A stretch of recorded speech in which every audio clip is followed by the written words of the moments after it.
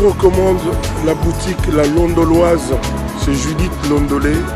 Si vous voulez être classe, chic, être habillé, être admiré. Parole de Mopao Mokonzi.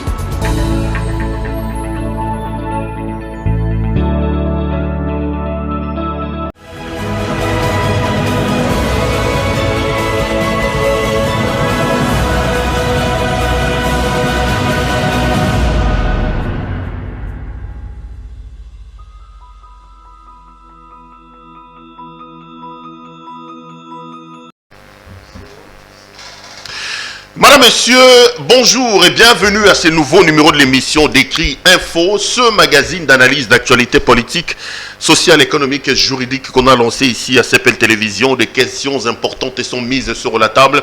Nous tentons justement de leur donner un sens ou une forme selon nous. C'est d'ailleurs pour ça que chaque matin, quand on commence cette émission, nous avons l'habitude de dire que le Décrit Info, c'est tout simplement le tempo de l'actu selon notre feeling. Ça veut dire notre manière à nous de pouvoir voir les choses, notre manière à nous de sentir les choses et surtout notre manière à nous de les communiquer et de les exprimer. Nous sommes en démocratie, les amis. Et la démocratie n'est pas du tout le règne de la pensée unique. La démocratie a entre autres comme principe la contradiction. La démocratie a entre autres comme principe l'échange des vues. En démocratie, la liberté d'expression, la liberté d'opinion, la liberté de la presse sont des éléments fondamentaux qui déterminent un état de démocratie. Et nous sommes foncièrement démocrates et nous croyons à la démocratie. Donc ici, dans Décrit Info, nous venons donner notre point de vue sur les questions. Eh bien, quelqu'un va me dire, c'est pas du journalisme, monsieur Louara, ce que vous faites. Vous êtes des partisans, vous êtes des ceci. Non, pas du tout. En journalisme, il y a ce que nous appelons les genres journalistiques. Ce n'est pas la première fois que je l'ai dit. J'aime toujours le répéter parce que n'oubliez pas que la répétition est la mère de la science. Le principe journalistique sont érigés, les articles journalistiques sont rédigés sur base d'un principe qu'on appelle le genre journalistique. Et parmi les genres journalistiques, on entend comme étant les différents procédés qu'un journaliste pour traiter une information, il y a un genre majeur qu'on appelle l'éditorial. L'éditorial se définit comme étant le genre journalistique dans lequel le journaliste ou sa rédaction monte au créneau pour prendre position. Donc quand le journaliste est dans la peau de l'éditorialiste, les amis, le journaliste peut donner son avis. Les amis, le journaliste peut donner son point de vue. Et vous le savez, un point de vue ne peut nullement faire l'unanimité. Nous disons ce que nous pensons dans la société et nous sommes en plein dedans dans le journalisme. Donc dans le cadre de cette émission, dans le cadre de Décrit Info, c'est plutôt le Perro Louara éditorialiste qui parle, mais aussi d'autres émissions où j'emploie d'autres genres journalistiques, par exemple la présentation, le compte-rendu, où les journalistes doivent prendre des distances par rapport aux faits. Le journaliste ne rentre pas dans les faits. C'est donc important que je le répète pour éviter certaines critiques et certaines incompréhensions de certains téléspectateurs. Les amis, je voudrais ici vous exprimer ma gratitude. Je voudrais ici vous exprimer ma reconnaissance, mes remerciements. Le travail que nous le faisons pour vous et avec vous. Aujourd'hui, quand vous regardez sur la toile, CPL Télévision est de plus en plus, je veux être modeste, parmi les chaînes qui sont suivies. C'est vous qui décidez de nous suivre. C'est vous qui nous donnez la force de faire ce travail. Je voudrais ici m'incliner et vous dire merci pour cela, les gars. Merci de la confiance. Continuez à vous abonner sur notre chaîne YouTube. Appelez vos membres de famille, vos proches à pouvoir s'abonner pour avoir l'information et la vraie. Pour être informé utilement sur la politique et sur ce qui se passe dans notre société. Laissez-moi dire aussi grand merci à nos partenaires. La boutique La Londoloise de Judith Londolé Betoko. C'est d'ailleurs elle qui nous habille aujourd'hui de manière décontractée. Je dis que vous êtes un homme, vous voulez vous habiller de manière chic et extraordinaire. Il n'y a qu'une seule adresse. Chaussures, vestes, cravates, chemises, cinglés, sous... Tout ce qui concerne l'habillement homme, vous avez vu le spot publicitaire au début de cette émission. Contactez donc Madame Judith Londolé Betoko avec sa boutique La Londoloise. Elle se fera le réel plaisir de pouvoir résoudre vos commandes. Merci également à Colette Nzinga. Colette Nzinga avec sa fondation Les Dieux de Moïse. Je te salue à partir de Suisse.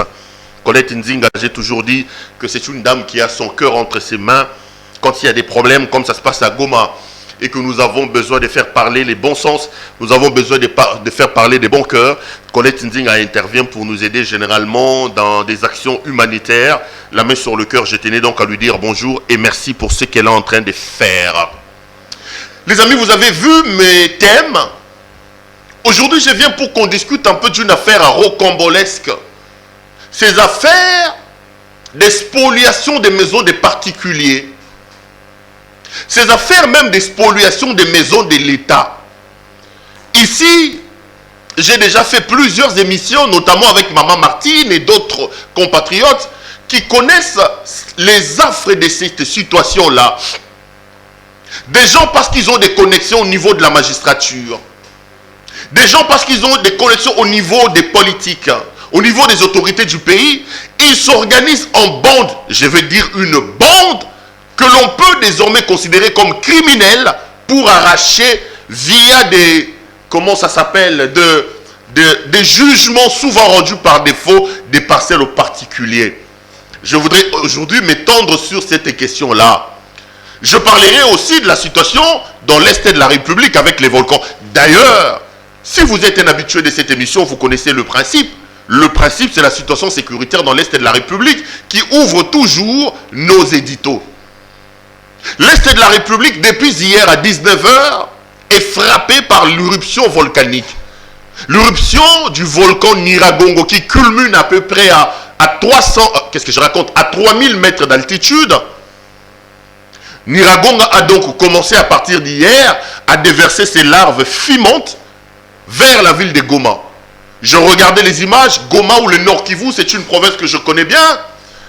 Déjà que la route qui mène vers Kibumba, Kibumba c'est le village qui est, quand vous traversez l'aéroport de Goma, vous allez voir, c'est là que vous partez vers Kibumba et le reste. La route qui va vers Kibumba est déjà coupée par les larves. J'ai vu les images de nos compatriotes en panique. J'ai vu les images de nos compatriotes en larmes. Je voudrais ici exprimer ma compassion. Je voudrais ici exprimer ma solidarité à nos compatriotes de l'Est de la République et plus particulièrement les Congolais vivant dans la ville de Goma. Le pays est de cœur avec vous. Je suis heureux d'apprendre que son Excellence, Monsieur le Président de la République, a décidé d'écourter son séjour en Europe pour rentrer vite à Kinshasa et s'occuper de près de cette situation-là. Ça se passe comme ça dans des sociétés modernes, que lorsqu'il y a des catastrophes, lorsqu'il y a des problèmes, les autorités au niveau les plus élevés arrêtent tout pour s'occuper de ces situations-là. Bravo, Monsieur le Président de la République. Mais quand vous regardez la situation à Goma, quand vous regardez la situation de cette éruption, on se pose la question, mais mon Dieu, quel peuple sommes-nous? Quelle autorité avons-nous, les amis? Tout le monde sait que le volcan Nyiragongo est toujours en activité. La dernière éruption volcanique à Nyiragongo date de 2002. Et le Congo avait perdu une centaine de compatriotes. Le volcan avait fait plus d'une centaine de morts. Mais je regarde la manière dont la crise actuelle est gérée. Je me pose la question de savoir qu'est-ce qui se passe exactement. Pourquoi nous n'arrivons pas à tirer les leçons du passé? Pourquoi on ne se pose pas des questions en levant les grandes options pour éviter que les catastrophes prochaines arrivent? Tenez les amis. J'ai suivi ce matin sur, notamment plusieurs radios, je vais citer RFI, j'ai lu sur un site internet d'information que la ville a été un peu pris de court. Les gens ne savaient pas, c'est aux alentours de 19 h que l'action volcanique a commencé. Donc, Goma a été pris de court. Mais nous avons un observatoire volcanologique à Goma. L'État dispose d'un outil capable d'étudier l'activité de Nyiragongo parce que tout le monde sait que le volcan Nyiragongo est encore en activité. Donc nous devons avoir des appareils de sondage qui font que tout le temps, notre observatoire volcanologique puisse être au parfum de l'évolution de la situation et que les gens puissent être alertés. Mais ce matin, sur les médias internationaux notamment, nous apprenons que depuis un temps, l'observatoire volcanologique ne fait plus ces sondages-là. Pourquoi? Parce qu'il manque de financement. L'observatoire est généralement financé par la Banque mondiale. Mais depuis un temps, les médias internationaux, notamment RFI, certains médias internationaux, ont annoncé que ce financement, après notamment l'affaire de Covid, ne venait plus, ce qui fait que l'observatoire n'était plus au parfum de la situation de l'activité de Nyiragongo. Donc, vous prenez une ville de plus de 600 000 habitants qui vit en permanence en danger parce qu'il y a un volcan en activité, mais le pays, dans son ensemble, est incapable de prendre en charge son observatoire, capable de suivre pas à pas l'évolution de l'activité volcanique. Je ne comprends pas. Qu'avons-nous fait au bon Dieu pour être comme ça, nous? On ne va pas me dire que la République démocratique du Congo manque de moyens à financer à son observatoire volcanologique pour mettre la population au parfum de la situation. Les gens ont été surpris, fort heureusement, que la première déchirure du volcan était intervenue vers l'ouest, oui, c'est-à-dire vers Kibumba. Mais si c'était vers l'est, immédiatement les larves allaient tomber vers la ville de Goma. Comment est-ce qu'on peut expliquer ça, les amis?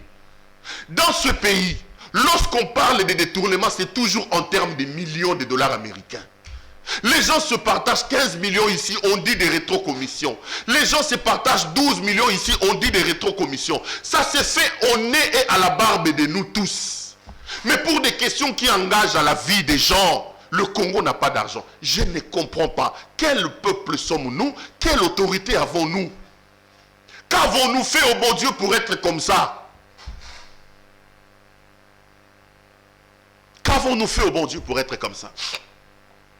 Aujourd'hui, il y a un jeu de ping-pong qui se joue entre Matata Ponyo et l'IGF. On parle de plus de 200 millions de dollars. Les amis, je parle de 200 millions. 200 millions de dollars américains qui auraient pris une destination inconnue. Ici, lorsqu'on parle de détournement, ils aura 15 000, ils aura 1 million. Kamere est en prison pour 57 millions. Les gens se sont partagés 15 millions ici. Notre président a parlé de rétrocommission. Moi, j'ai cru que la clameur publique suscitée par l'affaire de 15 millions de dollars américains fera que l'actuel régime puisse arrêter cette pratique-là. Mais vous avez appris qu'il n'y a pas longtemps ici, ils se sont encore partagés 12 millions, toujours dans le cadre des marchés pétroliers. Donc, la clameur publique n'a représenté rien. Les gens se sont dit non, non, non, non, non, continuons cette pratique-là. C'est notre tour, nous aussi on doit se retrouver. Nous aussi on doit se retrouver. Le Congo a besoin d'une thérapeutique de choc. Nous avons besoin d'une thérapie de choc, les amis. Le Congo a besoin d'une leadership fort et éclairé. Le mal dans lequel nous sommes plongés est tellement profond. Nous ne pouvons pas changer la situation tout en étant complaisants. Nous ne pouvons pas changer la situation en nous accommodant à des situations. Il nous faut quelqu'un qui doit taper du poing sur la table. Il nous faut une rupture. En termes de gouvernance, en termes de mentalité. Et pour ça, il faut un leadership de gants de fer. Il faut un leadership de gants de fer. C'est d'ailleurs pour ça que j'ai toujours dit, et je voudrais le répéter, que l'union sacrée que Claude Pérolouard a soutenue, je ne crois plus en ça, parce que je ne vois pas la différence en termes de gouvernance entre ce que faisait Kabila, décrié, pour lequel moi j'ai soutenu l'union sacrée, et ce qui se passe aujourd'hui. Je mets des postulats sur la table, au lieu de s'insulter, rencontrez-moi sur les arguments que je pose sur la table. J'ai dit qu'en termes de gouvernance, je ne vois pas encore la différence entre ce que faisait Kabila et ce qui se passe aujourd'hui. C'est mon point de vue. Si vous pensez qu'il y a des différences, venez les dire. Dites-le. C'est ça la beauté de la démocratie. Donc, les gens ont été surpris. selon les médias internationaux, l'Observatoire volcanologique de Goma n'a plus de moyens. Donc ça fait plusieurs mois que nous ne faisons plus les sondages de l'activité volcanologique parce que la Banque mondiale qui finance les activités de l'Observatoire ne les fait plus à cause du Covid. Et les gens étaient surpris. Pire encore, ce n'est pas vrai. Suivez la situation à Goma. Dans le cadre de la prévention, on a mis en place un système d'alerte.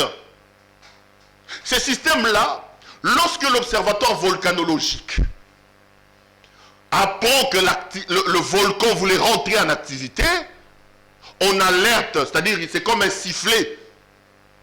Une alarme retentit dans toutes les villes pour dire à l'opinion, pour alerter l'opinion, pour lancer les opérations d'évacuation. J'ai suivi ce matin, cette alarme-là, même l'alarme-là ne fonctionnait pas. Pile, courant, câble, mon Dieu, c'est quoi ça? Mon Dieu. Même l'alarme pour dire à l'opinion, attention, le volcan va rentrer en éruption. Cette alarme-là ne fonctionnait pas. Comment on peut diriger les gens dans une ville dont on sait qu'elle est en danger? Dans une ville assise sur la vallée où il y a un volcan. Mais on ne prend même pas soin de s'assurer que l'alarme pour alerter le public ne fonctionne pas. Mais comme ici, nous aimons les émotions, j'ai vu les gens émotifs en train de parler. J'ai vu des messages d'encouragement. Quand ça va s'arrêter, tout le monde arrêtera cette histoire. On fera comme si de rien n'était. Personne ne va tirer les responsabilités. Personne ne tirera les conclusions. Aucun plan sérieux ne sera mis en place pour qu'on se dise, écoutez, c'est arrivé, prenons. Non. Et les gens vont continuer à détourner, toujours en termes de millions de dollars. Toujours en termes de millions de dollars. Mon Congo, mon pays, qui peut te sauver? Où est le Moïse là qui peut sauver ce pays, les amis? Qui peut sauver ce pays? Ils sont émotifs aujourd'hui, hein? Mais donnez le temps. Quand l'activité va s'arrêter, personne ne prendra des décisions et des mesures qu'il faille pour que ça ne se reproduise plus. Vous allez encore apprendre ici. Les gens détournent des millions de dollars américains. Mais posez la question. Pour le fonctionnement de ces volcans, de cet observatoire-là, combien? Quand les gens se sont partagés 12 millions de dollars ici, sous ces régimes-ci, 15 millions ici.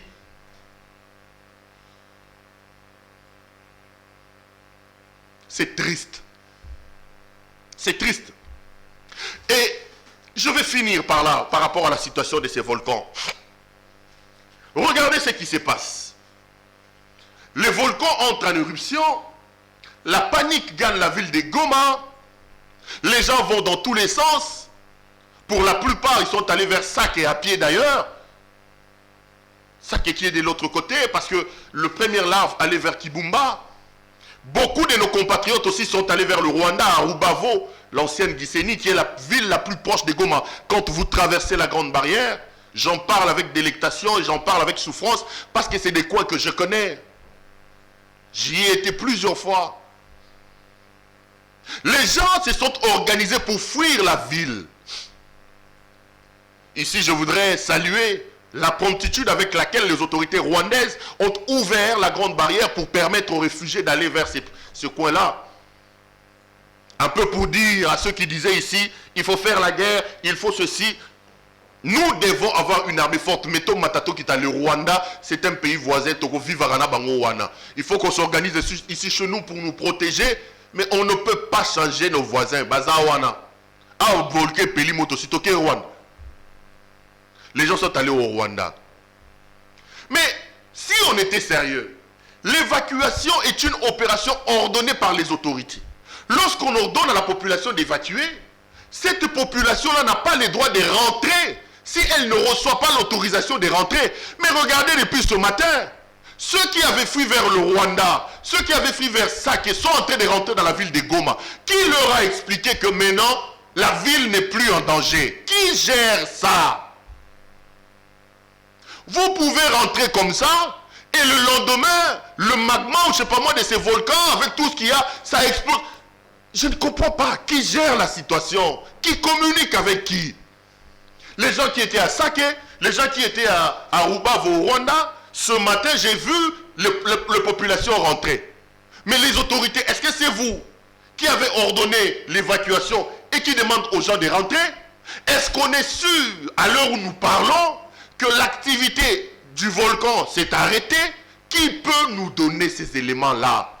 À la RTNC, la télé Zahir ici, si vous mettez la télé Zahir à ce moment ici, on va vous montrer Caribou Variété, où les gens sont en train de danser.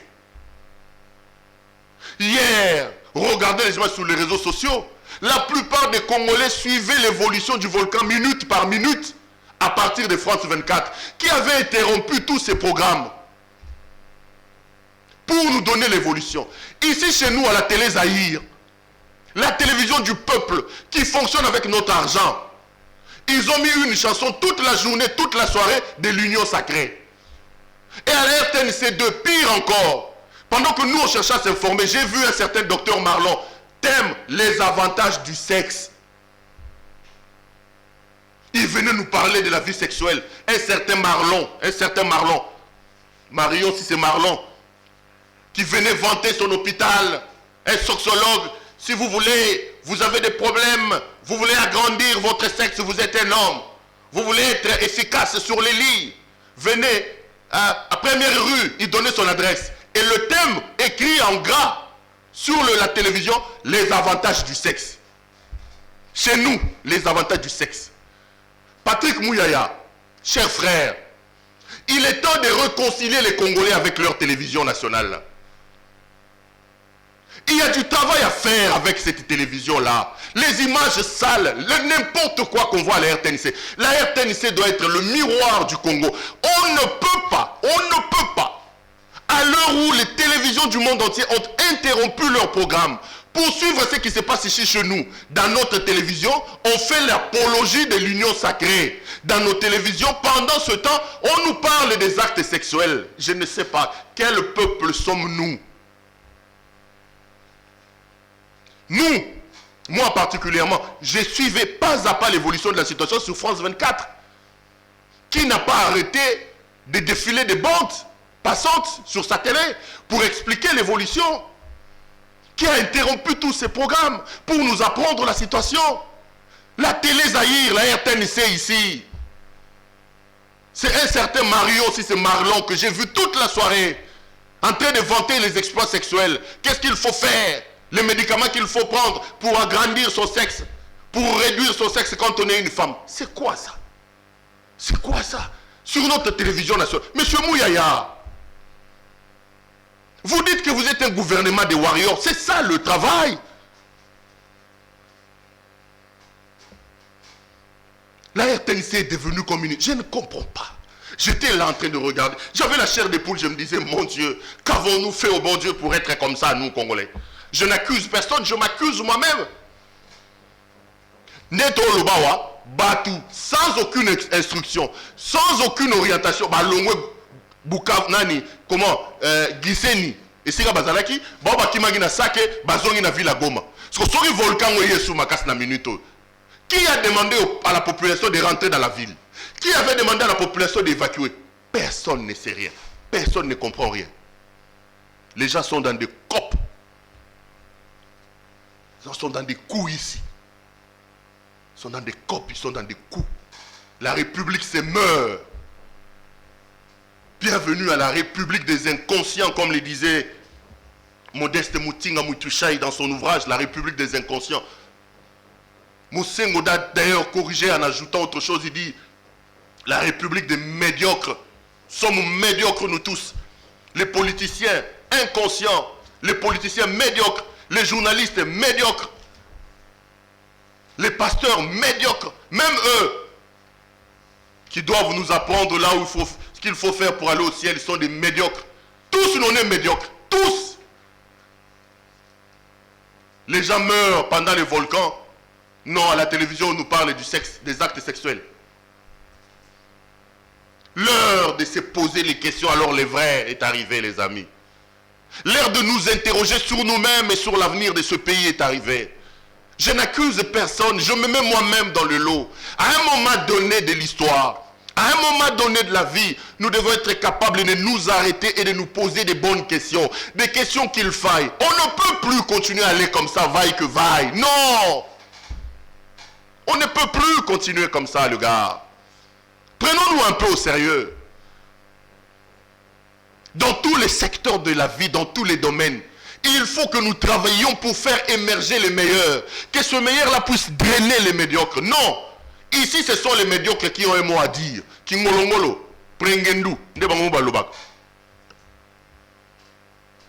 C'est terrible.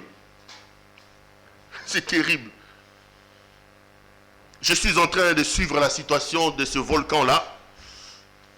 Je reviendrai et j'en parlerai encore dans mes éditions d'édito qui viendront pour vous informer. Mais c'est quand même triste quand on est en train de regarder et de suivre ce qui se passe. J'attire l'attention de son Excellence, Monsieur le ministre de la Communication et des Médias, Monsieur Patrick Mouyaya Katemoué, un professionnel. C'est vrai que c'était... il était, je ne peux pas parler comme ça d'un ministre, il était dans des promotions après nous. Nous étions quand même ses aînés dans la faculté à l'IFASIC. Mais on peut attester de son intelligence et de son professionnalisme. Je crois qu'il a étudié dans de bonnes écoles, dans de bonnes conditions. Nous avons ensemble été formés dans le même alma mater. Et que dans le jour qui arrive, il fera de son mieux pour honorer nos professeurs de l'IFASIC et donner un visage qu'il faille à cette histoire moribonde qu'on appelle la RTNC, que moi j'ai toujours appelé la télé Zaïre. Tu n'importe quoi. Mon deuxième thème, vous l'avez vu, les amis, je voulais parler des affaires de spoliation. Je me signale que le temps qui m'était imparti court. Je n'ai plus beaucoup de temps, mais je vais quand même tenter d'aborder la question parce que j'ai un dossier qui me fait froid au dos, les amis. Les dossiers que j'ai avec moi ici, ceux qui suivent peut-être l'actualité ont appris ou ont regardé, c'est la guerre qui oppose la société chinoise pour le développement du Congo et la société Ber Congo Europa d'un certain Omba, je crois. Je vais retrouver son nom. André Omba Njombi. Qu'est-ce qui se passe? Deux Chinois se sont mis ensemble, les amis. Je ne saurais pas lire correctement leur nom, mais je me fais quand même le plaisir de m'amuser avec leur nom. Zhao Zian et Ding Guanmin. Ces deux Chinois se sont mis ensemble. Ils ont mis en place leurs moyens et ils ont construit un beau bâtiment. Le bâtiment, c'est un immeuble de 18 étages, donc 17 niveaux plus rez-de-chaussée. C'est sur avenue Ouvira numéro 60. Quand vous êtes non loin du grand hôtel Kinshasa à côté, vous voyez un somptueux bâtiment qui est sorti du sol, non loin de là où la Chine construit aussi sa nouvelle ambassade. L'immeuble appartient à M. Zhao Zian et M. Ding Guami. Cet immeuble-là est un immeuble de 17 étages. L'immeuble a des appartements de luxe, 84 au total. Ces Chinois ont cru au changement opéré dans le pays. Ces Chinois sont des investisseurs, ils se sont dit, allons investir en République démocratique du Congo. Ils ont construit cet immeuble, ils emploient des Congolais. L'immeuble terminé. Un bon matin, comme il en est d'habitude, il voit une dame débarquer, soi-disant greffière, venir mettre en exécution un jugement. Laissez-moi retrouver le terme de ce jugement. C'est un jugement enregistré sous RCE 66-21. Que dit ce jugement? Les jugements tablent sur un protocole d'accord et c'est un jugement qui a été rendu par défaut. Retenez bien le mot, rendu par défaut. La plupart des gens qui ont perdu leur maison par des jugements ont été toujours victimes de jugements rendus par défaut. C'est devenu une sorte de mode. C'est devenu une sorte de, je ne sais pas moi, de mode. Maman Martine qui était ici en train de pleurer, sa maison a été arrachée après un jugement par défaut. Donc, comment par jugement par défaut? Olali Olamuki, Tu vois un monsieur débarquer, oh non, on vient de Guerpure, qu'est-ce qu'il y a chez moi? Oh non, monsieur, le nouveau propriétaire est bénéficiaire d'un jugement rendu par défaut. Les Chinois, Balali Balamouki, ils voient un greffier débarquer. Alors, il vient installer la société qui s'appelle la société Ber Congo, qui aurait gagné, qui aurait été bénéficiaire d'un jugement rendu sous RCE 6621, rendu par défaut, c'est-à-dire rendu par défaut. Les Chinois ont contacté, les Chinois n'ont pas comparu, les Chinois n'étaient pas là. Le tribunal de commerce a décidé de les rendre par défaut, et le tribunal oblige la société chinoise du développement du Congo à offrir 21 appartements sur le 84 dont compte l'immeuble à Berco Congo. Les Chinois se disent qu'est-ce qui se passe. Quand on cherche à suivre, Bercongo Europa d'un certain André Omba Djombi produit, les amis, ces protocoles d'accord. C'est sur base de ces protocoles d'accord que M. Omba Djombo a obtenu ces jugements-là. Écoutez ce que le protocole dit. Soit dit en passant, les Chinois ne reconnaissent pas ces protocoles. Pour les Chinois, ça c'est faux et usage des faux.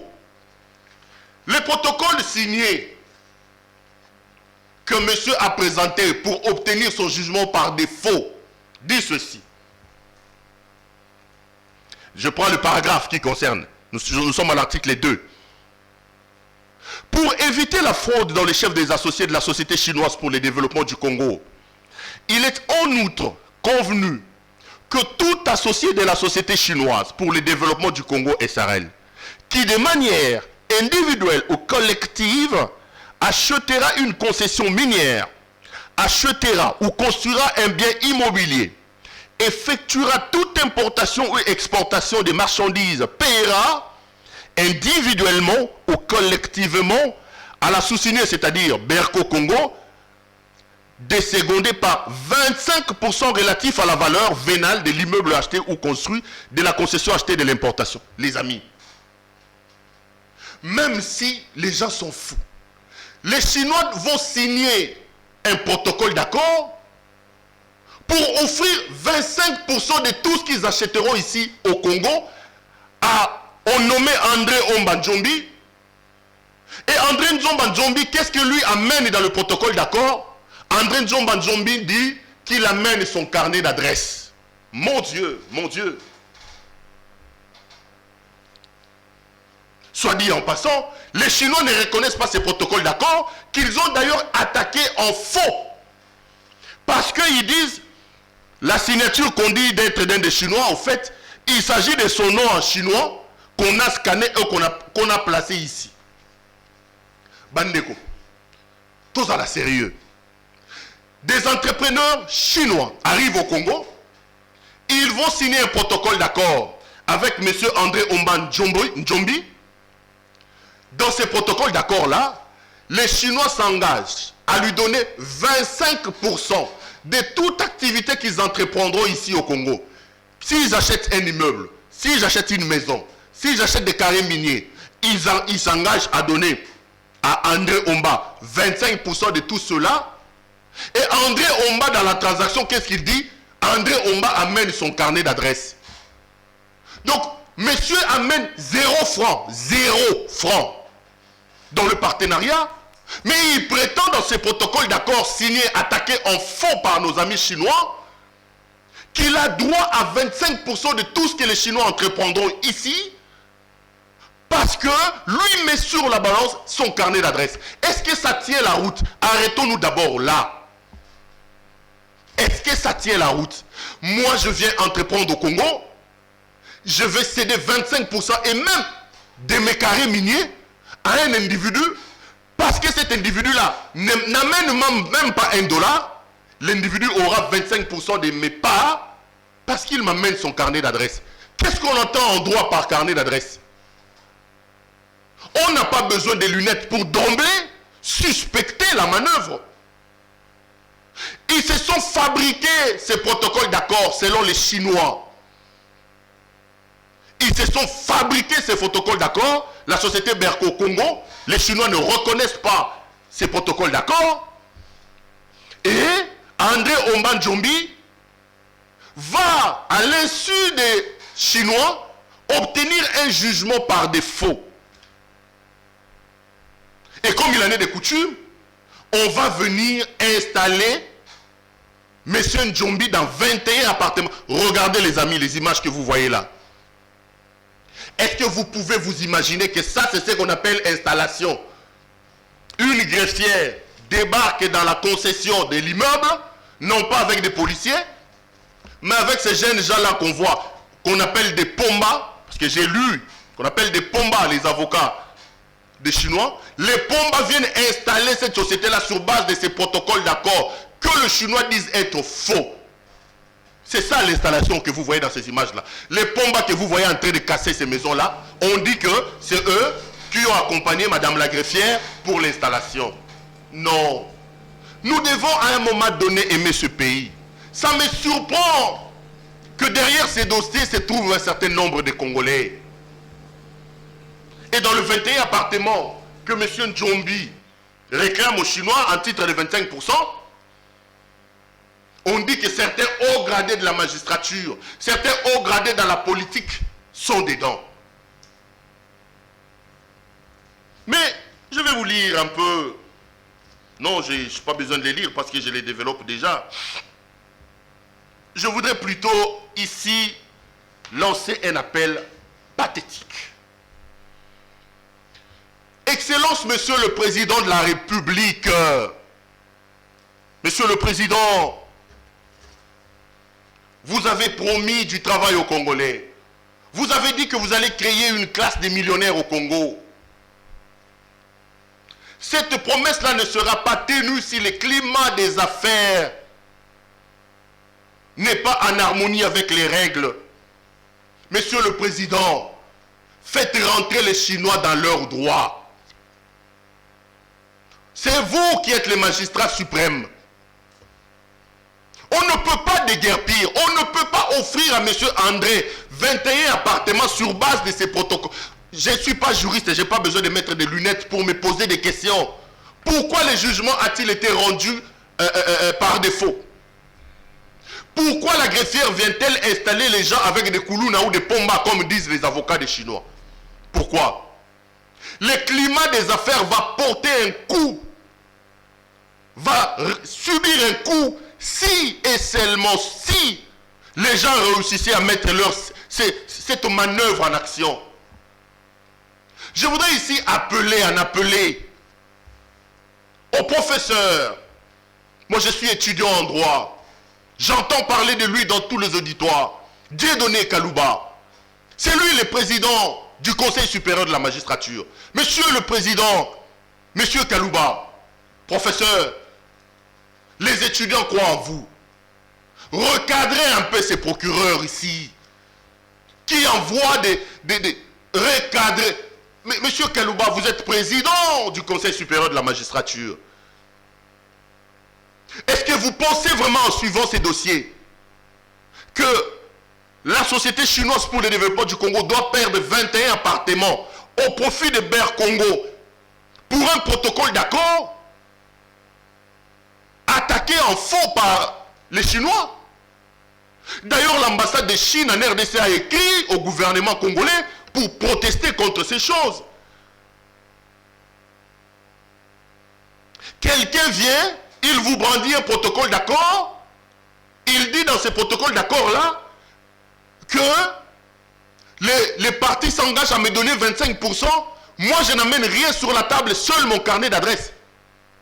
Carnet d'adresse en haut, il y a 25% bateau. Asa président de la République, Tony. Il peut prendre son téléphone, appeler Joe Biden ou quoi? Il peut appeler Sassou Nguesso, il peut appeler Macron. C'est quoi cette histoire? Quand il parle de carnet d'adresse, quel carnet d'adresse c'est André Omba a mis sur la table pour obtenir 25%? Non. Tout est clair.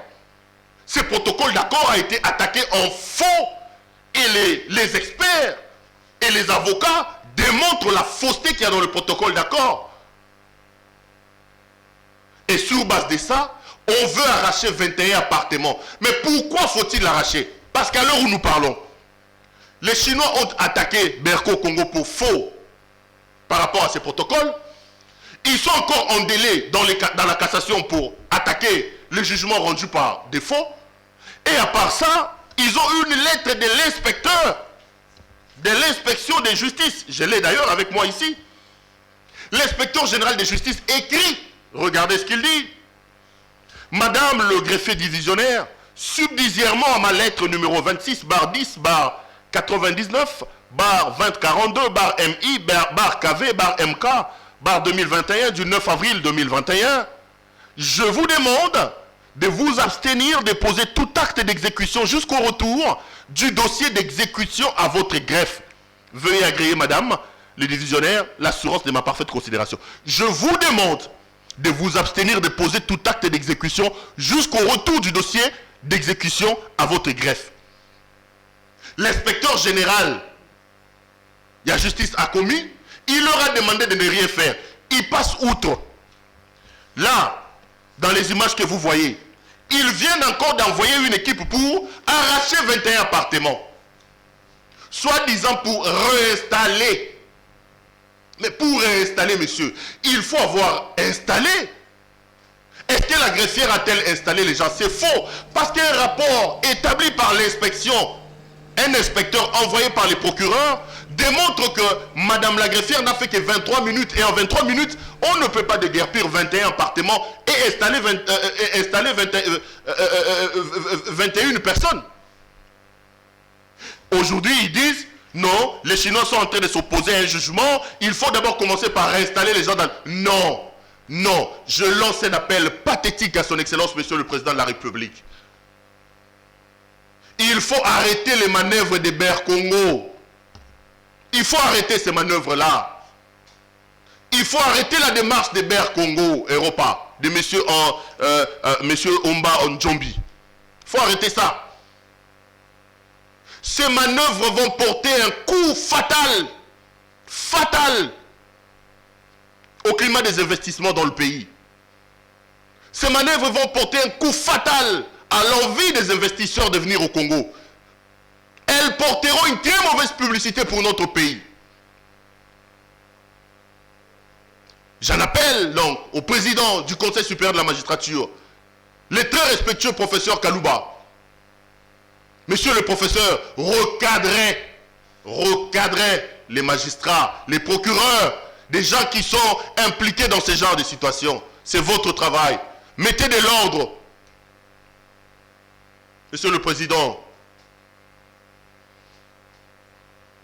et laissez ces Chinois qui ont cru à notre pays, qui ont investi chez nous, tranquilles, profiter et bénéficier de leur immeuble. Ce n'est qu'une introduction. Je suis derrière ces dossiers que je suis. Je viendrai prochainement pour vous donner des éléments. Les amis, c'est par là que je vais terminer cette émission. Ça a été un grand plaisir de vous présenter cette émission. Je serai heureux de vous retrouver lors d'un prochain numéro. Portez-vous bien et restez branchés sur nos programmes. Je vous retrouve demain. À demain donc, au revoir.